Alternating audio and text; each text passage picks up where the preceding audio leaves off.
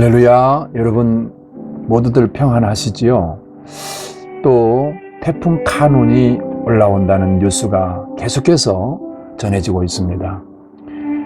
이번 비는 한반도를 집어삼킬 것이라는 그런 헤드라인 뉴스도 있습니다. 여기에 또 공사 현장에서 공사가 진행되던 중에 무너졌다는 뉴스가 있고요. 잼버리 대회가 제대로 진행되지 못한 채 철수됐다는 그런 안타까운 그런 소식도 들립니다. 이렇게 세상은 늘 어지럽고 또 복잡한 소식들이 들려올 뿐입니다. 그래서 오늘 저는 제목을 이쯤 되면 눈치를 채야 합니다. 이런 제목으로 함께 말씀으로 은혜를 나누고자 합니다. 자, 우선 요한계시록 1장 8절 말씀으로부터 출발해 보시겠습니다. 여기에는 하나님이 이르시되 나는 알파와 오메가라.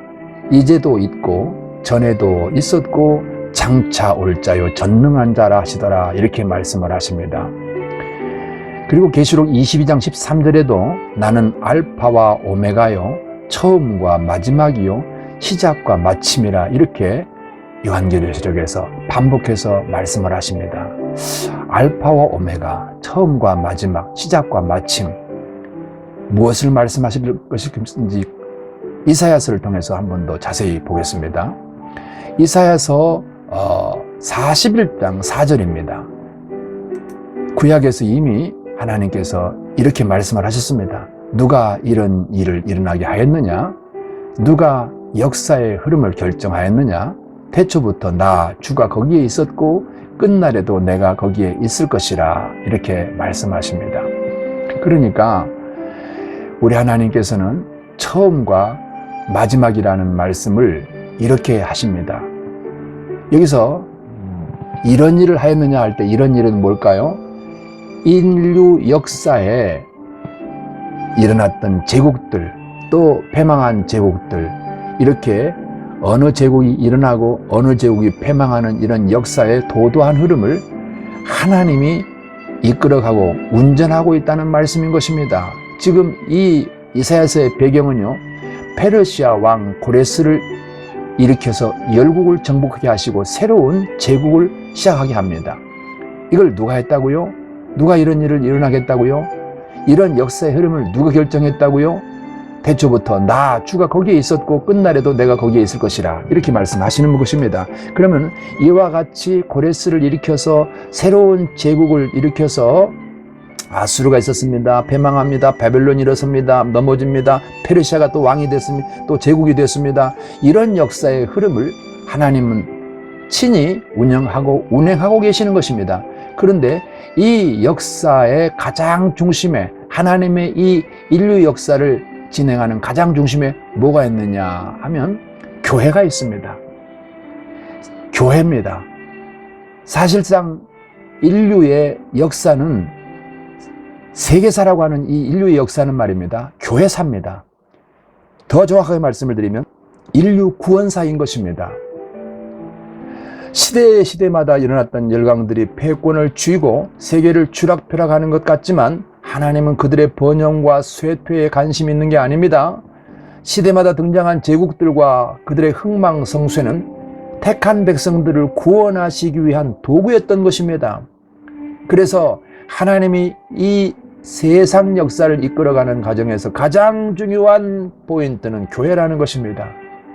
교회를 중심에 두고 하나님은 역사를 진행해 나가고 계시는 것입니다. 세상은 교회를 향해서 조롱하고 교회를 비난하고 교회를 무너뜨리려고 하지만 하나님은 교회를 통해서 이 우주 역사를, 지구 역사를 이끌어 가시며 인류 영혼들의 구원을 위한 그 역사를 지금도 진행하고 계시는 것입니다. 이처럼 중요한 것이 교회인 것입니다. 교회가 그렇게 귀하다는 교회론이 분명히 정리가 되면요, 우리는 새로운 눈이 열립니다. 그래서 부러울 것이 없습니다. 무서울 게 없어집니다. 왜요? 이 인류 역사는요, 하나님의 손에 의해서 움직여지고 있는 것이고 교회가 그 중심에 하나님의 손에 붙들려 있다는 것입니다. 이사야 48장 12절에는요, 나는 처음이요 또 나는 마지막이라.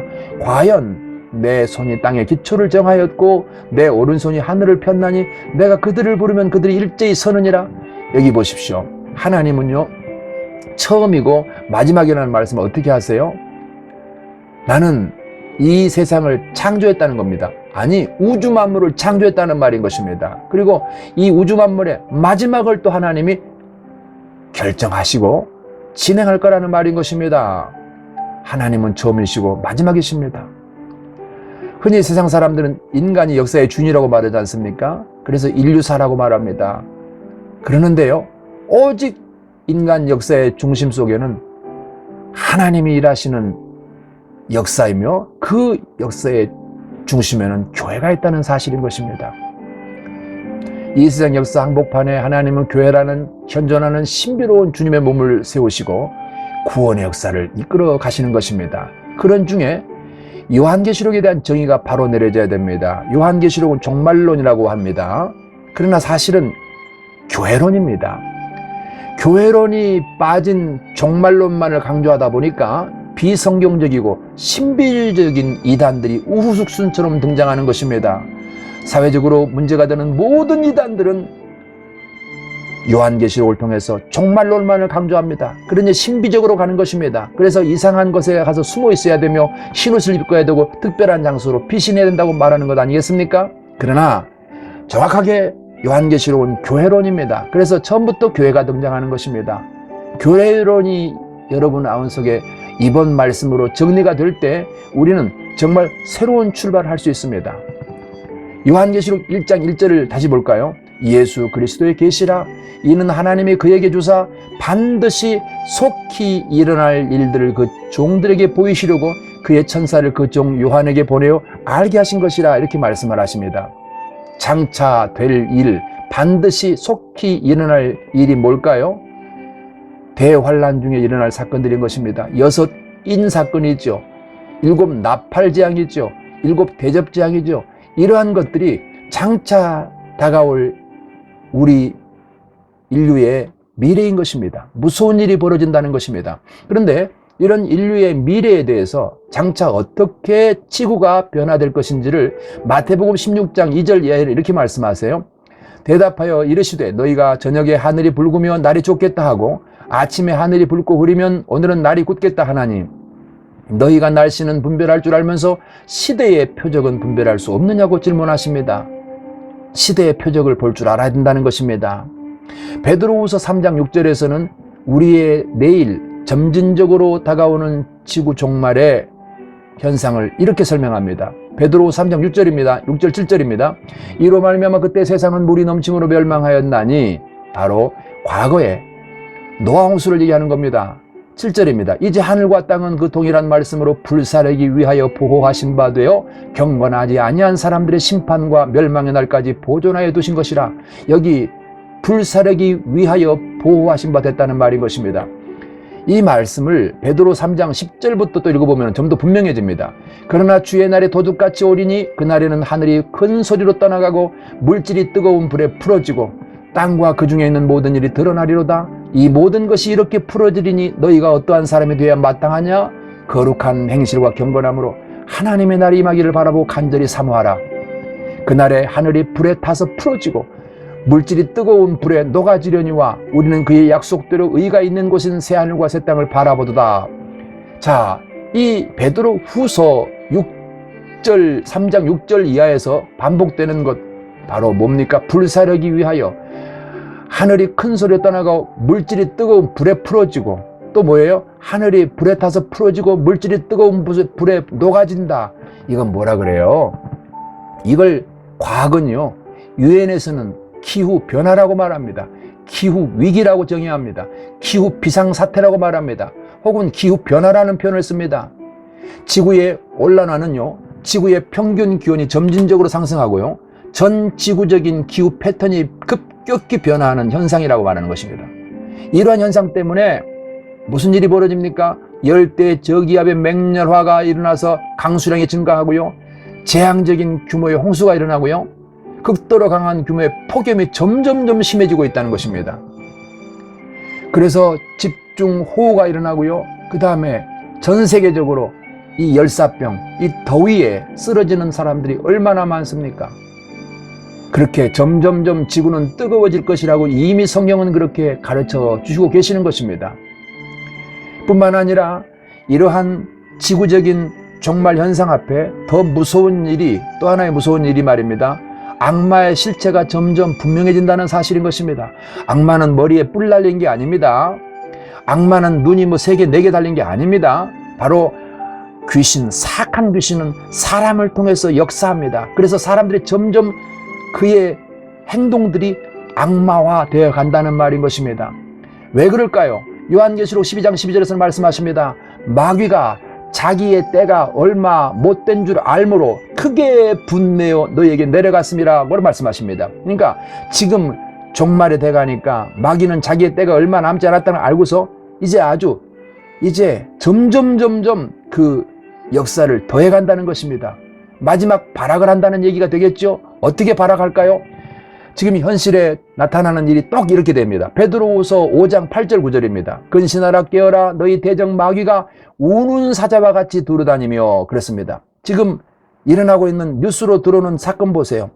분당 백화점 사건이라든지 신림동 사건이라든지 뿐만 아니라 부산의 돌려차기 사건이라든지 점점 악마화되어가는 사람들의 심성을 보십시오. 이게 바로 우는 사자와 같이 두루다니며 삼킬자를 찾고 있다는 사악한 귀신이 사람을 통해서 역사, 일하고 있는 장면입니다. 그래 어떻게 해야 돼요? 너희는 믿음을 굳게 하여 그를 대적하라. 이는 세상에 있는 너희 형제들도 동일한 고난을 당하는 줄 알미라. 이걸 알고 있으라는 것입니다. 디모데후서 3장 1절 이하에는 이것을 알라. 말세에 고통하는 때가 이르러 사람들이 자기를 사랑하며 돈을 사랑하며 자랑하며 교만하며 비방하며 부모를 거역하며 감사하지 아니하며 거룩지 아니하며 무정하며 원통함을 풀지 아니하며 모함하며 절제하지 못하며 싸나워지며 선한 것을 좋아 아니하며 그렇습니다. 그래서 어떻게 해야 돼요? 이러므로 너희는 장차 올 이 모든 일을 능히 피하고 인자 앞에 서도록 항상 깨어 뭐하며 기도하며 그리고 깨어 있으라는 것입니다. 이게 누가복음 21장 36절 말씀인 것입니다. 또한 이사야서 26장 20절에서는요 하나님의 밀실에 숨을지어다 말씀하십니다. 그 밀실에 대해서 요한계시록 7장 15절은 이렇게 설명합니다. 그의 성전에서 밤낮 하나님을 섬김에 보좌에 앉으시니가 그들 위에 장막을 치신다는 말씀이 있습니다. 그의 성전에서 밤낮 하나님을 섬긴다는 말씀은 이 땅의 교회에서 교회가 되어 살아가는 삶을 말하는 것입니다. 여러분 혹시나 교회 다니는 것에 여러분 안주하지 마세요. 그것이 다인 것처럼 생각하시면 착각하지 마세요. 교회는 다니는 게 아닙니다. 교회가 되어야 됩니다. 교회가 되어 교회로 살아야 되는 것입니다. 그건 못하고 그저 여관 다니듯 여관에 자고 나오듯 연숙에 자고 나오듯 교회 다니고 나왔다가 갔다가 왔다가 아무런 책임 없이 교회 다니는 것은 그건 신앙이 아닙니다. 교회를 다니려고 하지 마십시오. 나쁜 일은 아니지만은 그러나 그것은 여러분의 신앙의 정상이 아닙니다. 교회가 되셔야 됩니다. 교회로 살아야 됩니다. 그리고 계시록 7장 15절 끝부분에 그들 위에 장막을 치신다는 것입니다. 장막을 친다는 게 뭡니까? 군인들이 병영으로 만들어 사용하는 임시적인 거처 아닙니까? 그러므로 하나님께서 이와 같이 교회가 되어 교회를 세워가는 사람, 교회로 사는 사람들을 덮어 보호한다는 말인 것입니다. 이게 밀실이에요. 그러면 이제 결론적으로 교회는 무엇을 위해 존재해야 될까요? 자, 이 시기를 여러분 잘 아십시오. 이쯤 되면 눈치채야 됩니다. 점점 더 심해져가는 종말의 때를 여러분 눈으로 목도하지 않습니까? 그러기 위해서 더욱더 교회의 존재적인 목적에 충실해야 됩니다. 고린도전서 4장 1절 이하에는 이렇게 말씀하십니다. 사람이 마땅히 우리를 그리스도의 일꾼이요 하나님의 비밀을 맡은 자로 여길지어다. 그렇습니다. 우리는 모두 다 하나님의 비밀을 맡은 그런 사명자들이 되는 것입니다. 이게 교회입니다. 그래서 뭐 해야 돼요? 교회는 전도지향적인 공동체가 되지 않으면요 하나님의 비밀을 맡은 자들이 아닙니다. 어떤 면에서는 교회로서 실패하고 있다는 것입니다. 교회가 아닐 수도 있다는 것입니다. 사람의 모임이 곧 교회는 아닌 것입니다. 우리는 눈을 뜨며 눈을 감을 때까지 우리의 힘이 있을 때까지 때를 얻든지 못 얻든지 오직 한 가지입니다. 하나님이 정해놓으신 구원의 수가 차기까지 영혼들을 주께로 이끌어 인도하는 교회로 살아야 되는 것입니다. 교회를 세워나가는 성도가 되어야 되는 것입니다. 사랑하는 여러분, 세상 돌아가는 무서운 현실들을 보십시오. 얼마나 무섭습니까? 얼마나 놀라운 일들이 매일매일 벌어집니까? 이제 눈치채셔야 됩니다. 주님의 때는 너무나 가까이 왔습니다. 여러분의 결단이 필요할 때인 것입니다. 이번 한 주도 이 말씀 붙들고 승리하시기를, 그리고 복음을 전하는 일에 주저함 없기를 예수님의 이름으로 축복합니다. 감사합니다.